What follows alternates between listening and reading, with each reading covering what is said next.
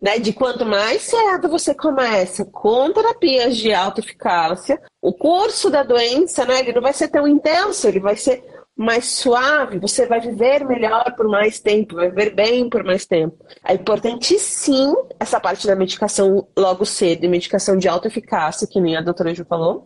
Porque a fadiga ela vem tanto por lesões em determinados locais específicos, como por conta da inflamação geral.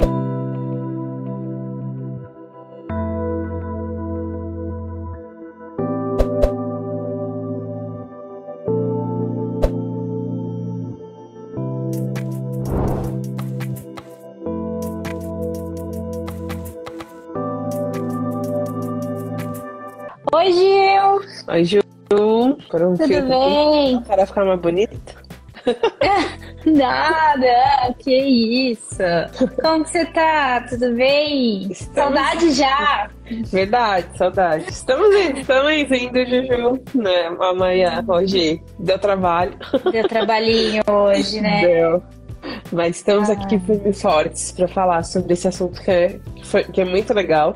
Né, muitos assuntos, eu vi você no começo da live, mas muitos assuntos novos, reforçar muitos temas que a gente já fala, mas com mais embasamento científico ainda, né? Então, isso é importante a gente tratar sobre isso e trazer para o pessoal, né? Para ver que o que a gente fala não é o que a gente tira da nossa cabeça, né? O que a gente acha legal. Que existem muitos pesquisadores e cientistas que estão estudando isso e que comprovam o que a gente tanto fala para vocês, né? Então, eu acho que esse é o grande marco e chave dessa live de hoje. Em tudo que a gente passa realmente tem uma comprovação científica, né? Até não é da nossa cabeça o que a gente acha que vale a pena. Nada melhor do que mostrar o que tem realmente de atualidades e que comprovam tudo que a gente já vem falando muito aqui, tanto do perfil da Gil quanto do meu perfil, né? Vou passar aqui para vocês. Para quem ainda não me conhece, eu sou a Juliana Ferreiro, eu sou fisioterapeuta especializada em fisioterapia neurofuncional, que é a área da físio que cuida de pessoas que têm esclerose múltipla. E eu trabalho com esclerose múltipla, né, com pacientes de EM mais assim intensivamente desde 2015. Então, já há bastante tempo acompanhando pessoas com EM. Então, e a esclerose múltipla é algo que eu falo que brilha meu olho, que eu gosto de estudar, que eu gosto de entender, que eu gosto de ajudar as pessoas, porque eu sei o quanto vocês que têm EM, como eu gosto de falar os EMers, têm dificuldade de ter o diagnóstico, ter dificuldade de ter o tratamento correto, ter dificuldade de achar um profissional que pode te ajudar da forma que você precisa, né? A gente vai falar um pouco disso aqui na live, mas quanto às vezes vocês rodam ou por um diagnóstico, ou por um tratamento medicamentoso correto, e principalmente por um tratamento fisioterapêutico ou de exercícios físicos que vai te fazer bem. Não vai ser qualquer coisa tirada da cabeça, ou excessivo demais, ou fraco demais. Então, o quanto isso é importante. Então, eu estudo, né? Além de especializada, eu também sou mestre em Ciências da Atividade Física, onde eu estudei como a gente faz a aprendizagem, né, nos pacientes de esclerose múltipla, enfim.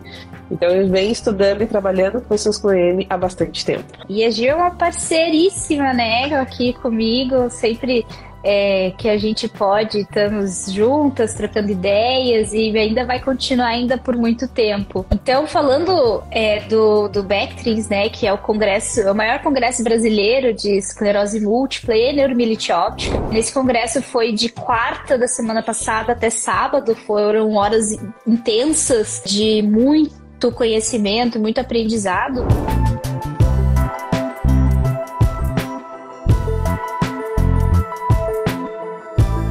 Na segunda-feira foi assim um pouco diferente de aprendizado técnico, né? Não foi muito aprendizado da parte da esclerose por si só e da neuromielite óptica. Teve também, mas o que foi falado, e foi a primeira vez que eu vi isso no Bectrins, é sobre acesso à medicação. Então teve tanto uma pessoa que trabalha com a parte de Conitec, do SUS, para ver como colocar as medicações, incorporar, né, as medicações, porque não existem somente as medicações que tem no SUS. Existem diversas medicações que não estão disponíveis, né? Que ainda não chegaram nem no Brasil, né? Que ainda nem chegaram no Brasil, exato, tem várias. E foi bacana para mostrar o outro lado né, do o que precisa ser feito, o que acontece do outro lado e o porquê que, na verdade, não são autorizadas muitas medicações ainda.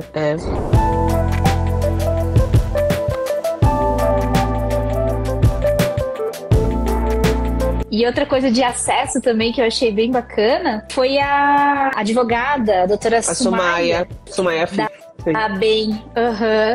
bem legal, né? Foi muito bacana falando dos direitos e deveres, né, que o paciente com esclerose múltipla e PCD tem. E muitas vezes vocês não têm noção da quantidade de direitos que você tem, né? Partia desde o carro, né, até descontos no imposto de renda estadual, enfim. E quanta coisa vocês têm direito. Muitas vezes, quando recebe o diagnóstico de esclerose múltipla, você fala assim, meu Deus, meu mundo acabou, o que será de mim? Como que vai acontecer? Tem tudo isso. Mas, graças ao nosso sistema de saúde, nosso sistema público e também o nosso sistema judiciário, enfim, de modo geral, né, eu não sei exatamente os termos técnicos disso, mas vocês vão me entender. Vocês têm muitos direitos, né, por conta disso. Muito apoio do nosso governo, de um modo geral, que ajudam também a vocês viverem um pouco melhor. Né? Eu sei que não é suficiente, ainda falta muita coisa, mas tem muito direito. E essa aula foi muito importante para até os médicos, todos os profissionais, né, todo o pessoal da fisioterapia saber e poder direcionar vocês, né? Porque o primeiro acesso vai ser com a equipe da saúde. Então, para a gente também conseguir saber direcionar, porque não é todo mundo que sabe sobre direitos, né? É uma área muito difícil. Então, eu achei isso muito bacana. Às vezes a gente da área da saúde não tem tanto acesso, né? A gente não é advogado, a gente sabe de alguns. Quando a gente tem acompanhamento de pessoas como a Sumaya, por exemplo, a gente começa a entender um pouco mais. Mas é um tema difícil até pra gente, né? A gente sabe dos mais básicos, mas a quantidade de direitos que tem, eu fiquei bem surpresa. É muito bacana.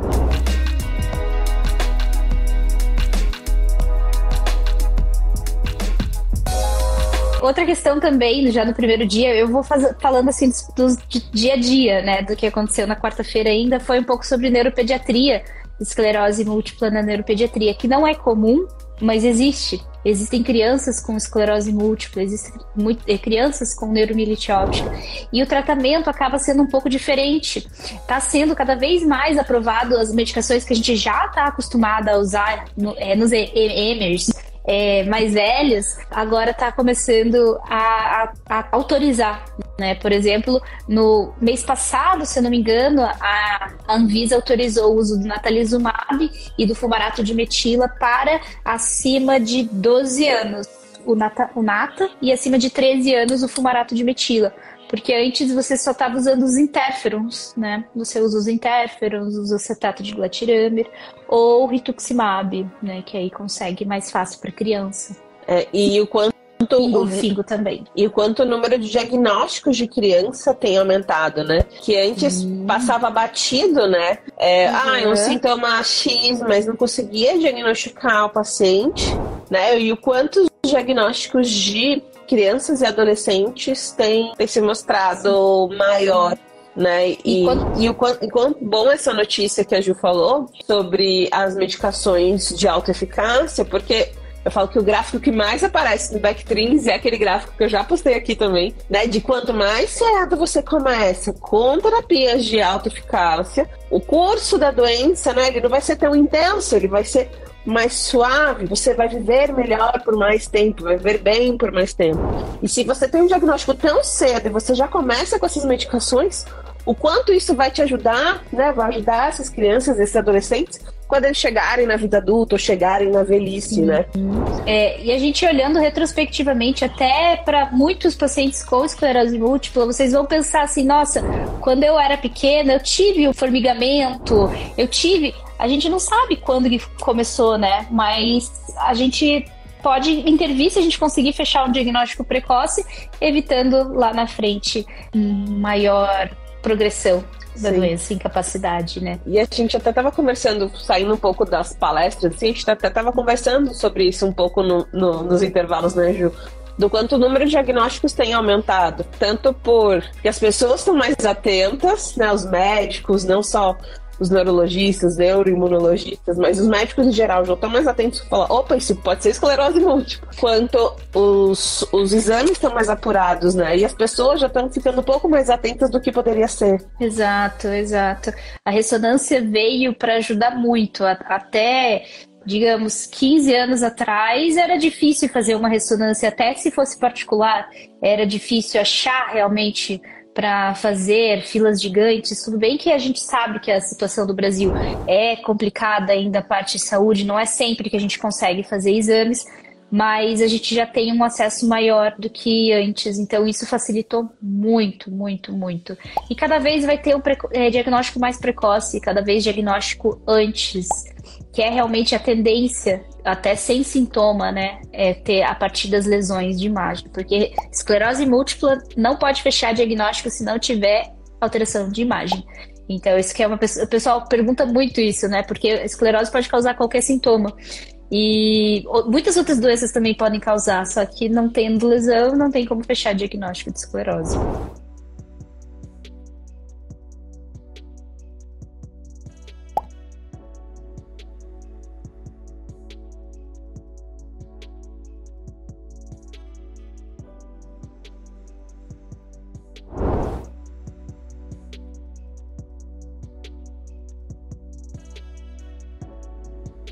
Uma das aulas também, acho que a última do primeiro dia, foi sobre progressão silenciosa, que foi algo que está sendo falado muito, né? Está sendo falado muito a progressão silenciosa.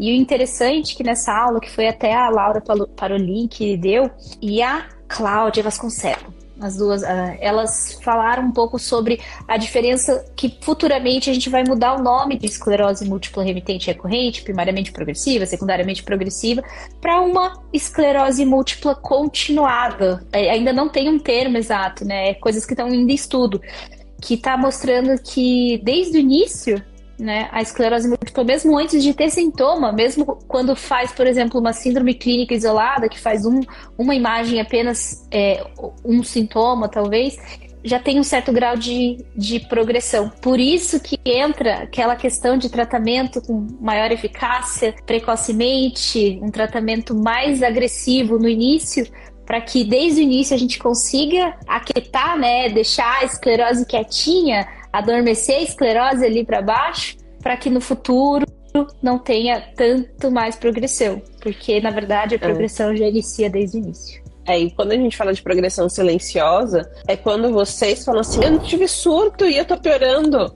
O que pode ser? Né? Eu não tive nenhum surto, mas eu tô me sentindo mais cansada, minha fraqueza piorou, né? E já adiantando um pouquinho, né, que a progressão silenciosa não foi citada só nessa aula, ela foi citada em diversas aulas dentro. Eu acho que foi um dos temas que mais foi falado, né? Progressão silenciosa. No que no ano passado focaram muito em fadiga, que eu fiquei feliz, né? Que falaram bastante. Esse ano, acho que o maior tópico foi realmente sobre a progressão e quanto isso afeta, né, ela. Mas um ponto importante que eu queria ressaltar aqui, que a gente vai falar mais pro final, mas eu acho interessante a gente trazer aqui, é importante sim essa parte da medicação logo cedo, medicação de alta eficácia, que nem a doutora Ju falou, mas foi deixado bem claro numa das últimas palestras, então essa foi uma das primeiras, mas uma das últimas palestras foi deixado bem claro que a medicação, ela vai atuar na inflamação do sistema nervoso. Elas ainda não têm a capacidade de frear essa progressão.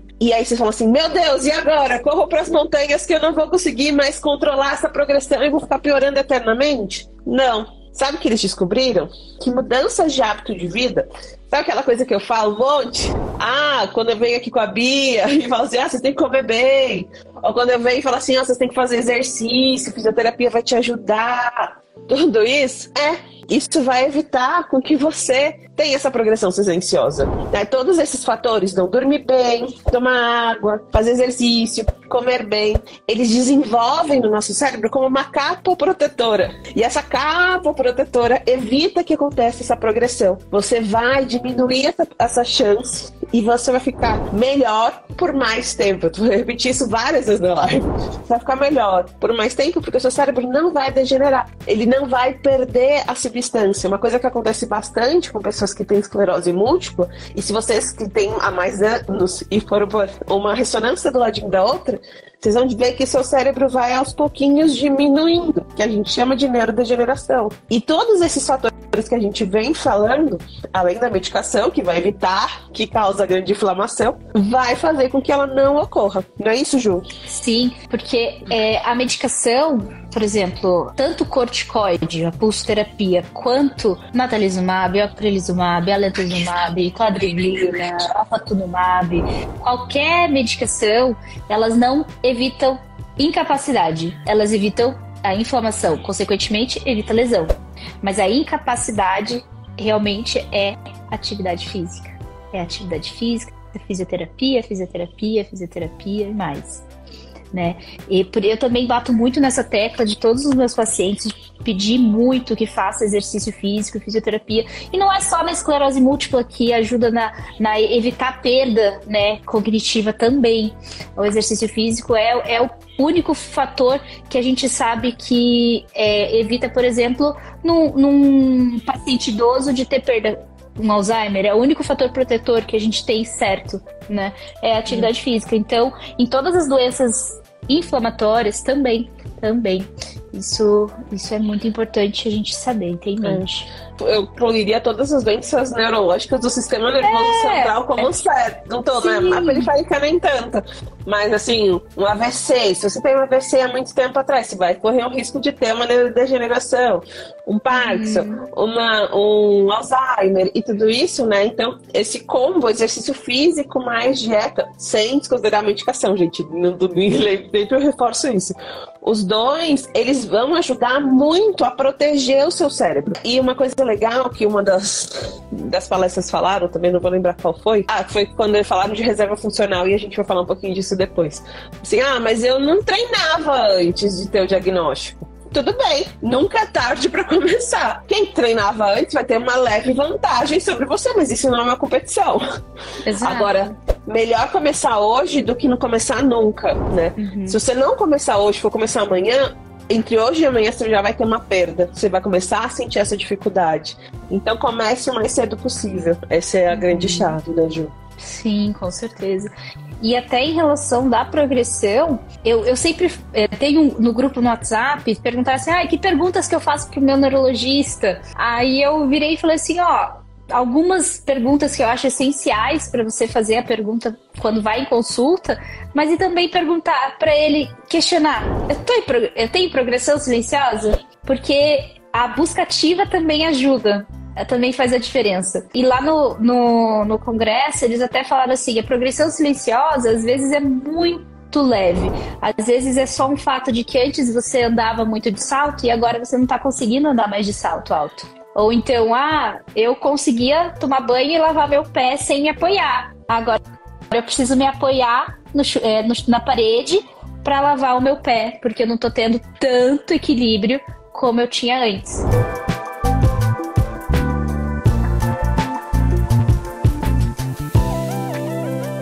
Outros pontos que eles levantaram, que é onde as pessoas começam a observar mais, né? Então, o equilíbrio foi uma delas, mas a parte cognitiva, então, minha memória tá piorando, eu não consigo mais prestar tanta atenção, eu me distraio facilmente.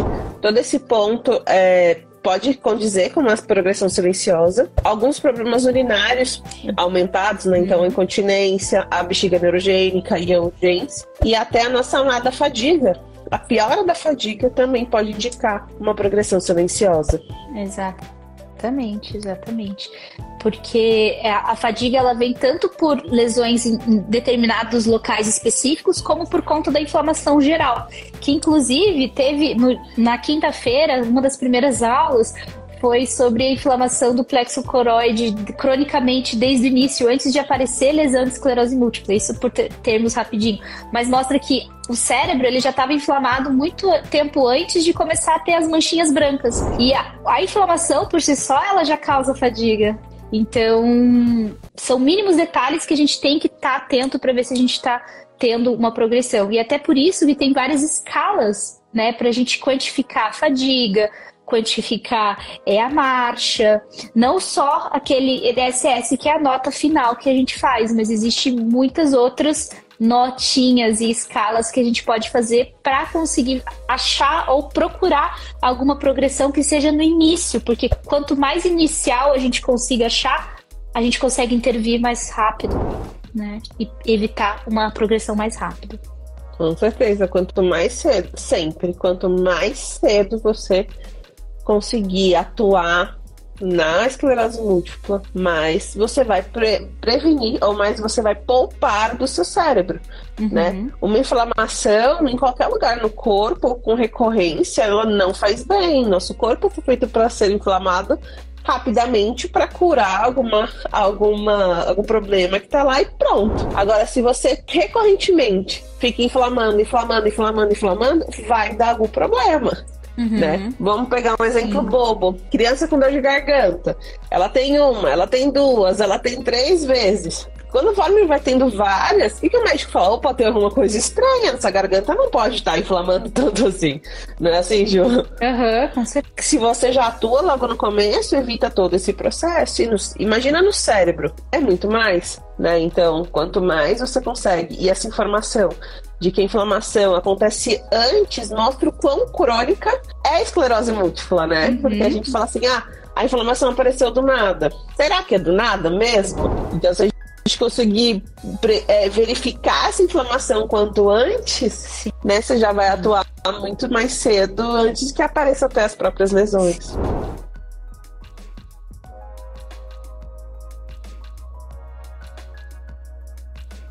Sim, e até falando assim de antes, né, de aparecer as lesões, foi descoberto mais de 45 fatores de risco para a esclerose múltipla. E desses, o principal é o tabagismo, a obesidade infantil e também a baixa exposição ao sol e infecção pelo Epstein-Barr vírus. Mas eles sozinhos não, porque eles acharam mais de 250 genes que podem, junto com o fator de risco, causar a esclerose múltipla. Então, a esclerose é várias causas juntas para causar a inflamação, né? Além desse, Joana, tem mais 2 que você não falou, que foi a dieta, né?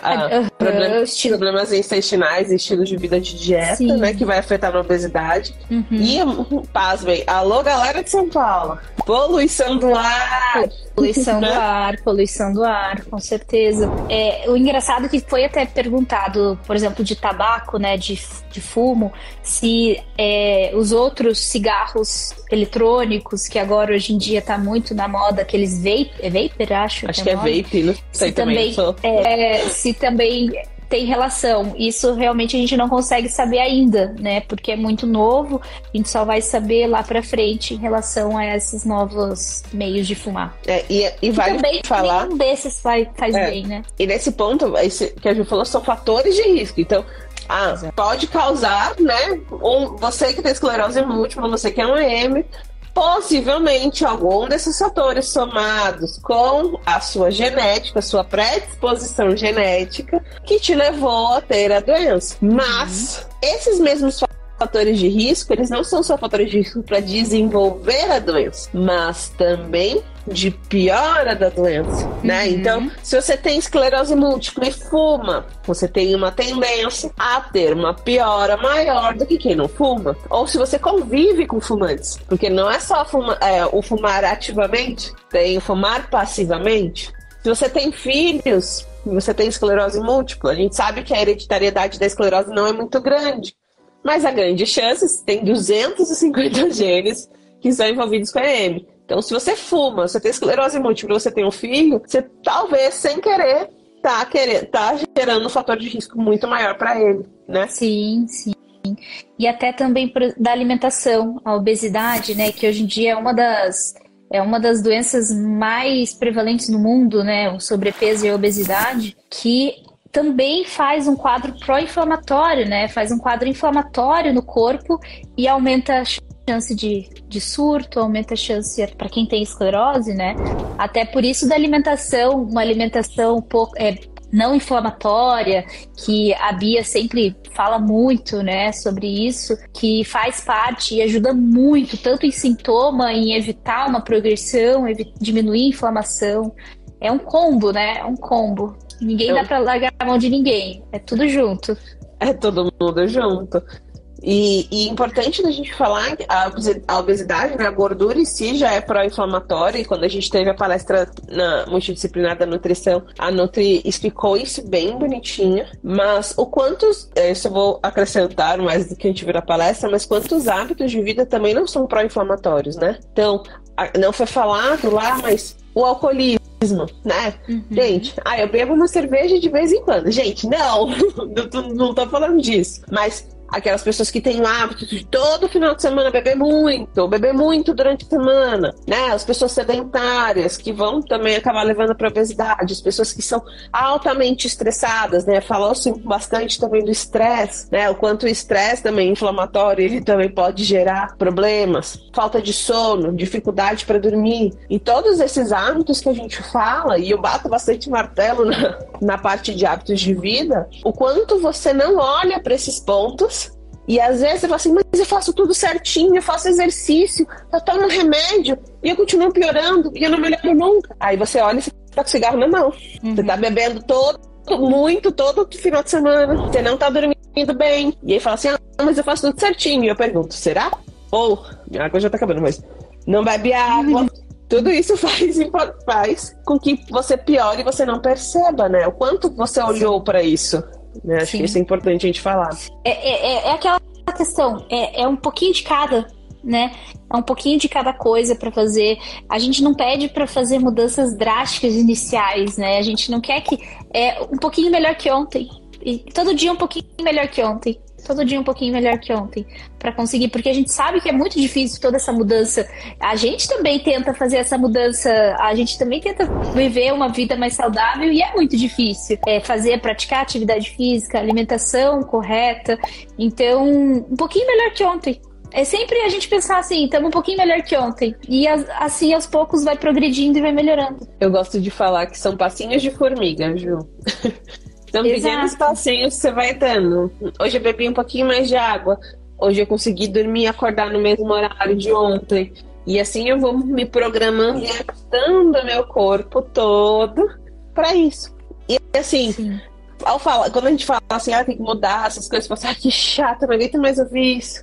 Mas tipo muito mágico. A Ju tá fazendo exercícios constantes, recorrentemente. Ju, como você se sentia antes e como você se sente agora?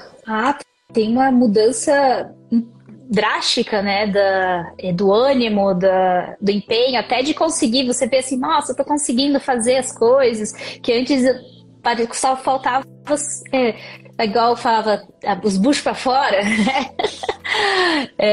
E aos poucos vai melhorando, isso é muito bom, a gente perceber a mudança, perceber a roupa um pouquinho mais larga, tudo isso ajuda na autoestima também, né? Que também faz parte do cuidado.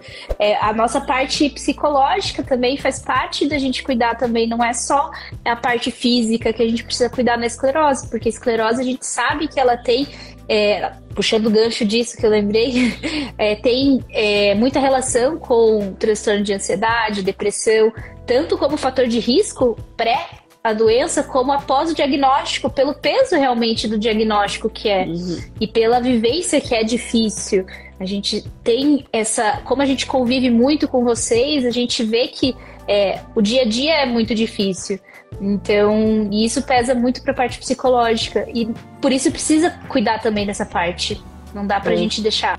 Mas se você for pensar, imagina você acordar com mais disposição, você acordar com menos fadiga, você perceber que você tá conseguindo se movimentar melhor, que você tá comendo melhor, que o seu sono tá mais eficaz, você acorda descansado. Tudo isso é possível, né? Com um passinho de cada vez. Sim. É uma melhorinha por dia. Mas você vai começar a perceber a diferença que é quando você começa a pôr a mão na massa e mudar. E assim, eu falo que parece mágica porque é como se fosse mágica. Eu brinco que não é magia, é fisioterapia. Mas é assim mesmo, você vai percebendo que do nada você vai conseguir fazer muito mais coisa do que você fazia antes. Sim, com certeza. E isso é muito gratificante. E eu adoro, realmente, eu fico muito feliz quando o paciente chega de volta no consultório e fala assim, chega, por exemplo, antes estava com um auxílio para andar e chega sem e fala assim, consegui, tô melhorando, tô praticando o que você orientou, tô fazendo fisioterapia, tô me alimentando. Assim, é muito, deixa o coração quentinho da gente também. Então isso é muito bom também. Sim, porque às vezes os pacientes eles ficam assim, será? E realmente muda, né? A diferença muda muito. Você consegue ver, por exemplo, quando a gente tá no ambulatório e tá todo mundo sentado esperando, né? A gente consegue ver só de quem faz atividade física, quem não faz, quem faz as orientações e quem não faz, sem nem a gente conseguir antes de examinar. Só realmente como se porta, como que tá, você já transmite muita diferença.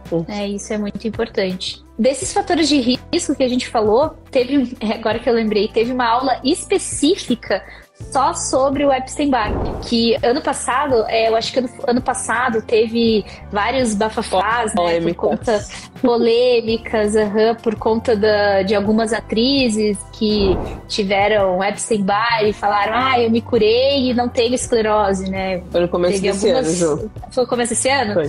Teve esse bafafá, né? O que foi visto realmente, o Epstein-Barr, em algum momento da vida, fazendo a infecção, a mononucleose, que é uma amidalite tremenda, que você fica 15 dias com a infecção e que não melhora com antibiótico, porque é vírus, esse é um fator de risco, realmente, para esclerose múltipla.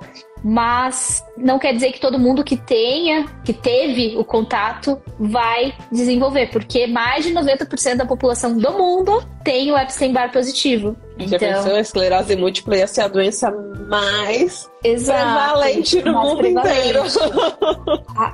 Aí entra aquela questão, é o Epstein-Barr mais o gene específico, mais uma coisinha, mais o tabaco que vai juntando para realmente vir desenvolver a doença, né? E também ele pode ser, né? Ainda não bate o martelo. Né?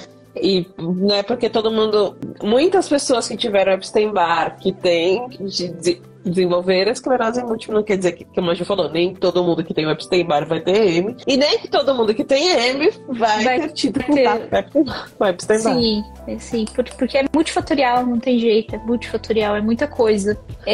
Não tem um culpado só. Não tem um culpado. São vários culpados. Quando a gente está tendo uma dificuldade de raciocínio, de memória, existem terapias para isso. E quanto mais eu tenho acesso, melhor. Por isso que quando eu falo de exercício, eu falo que não tem que ser aquele exercício igual sempre. Que eu falo que vocês têm que variar o exercício. E vale lembrar que para anemia vale o mesmo que para esclerose, né? Quanto mais cedo o diagnóstico, mais cedo a medicação, melhor vai ser o controle. Para ajudar nosso canal aqui a crescer no YouTube e mais gente conhecer sobre esclerose múltipla e como viver bem. O primeiro passo é você dar um like nesse vídeo se você estiver curtindo. O segundo passo é você se inscrever aqui no canal. Assim, o YouTube vai achar esse canal mais relevante e vai distribuir para mais pessoas. E o terceiro passo é você ativar o sininho. Com isso, você vai ser notificado toda vez que tiver vídeo novo aqui no canal. E aí, preparado? Bora me ajudar?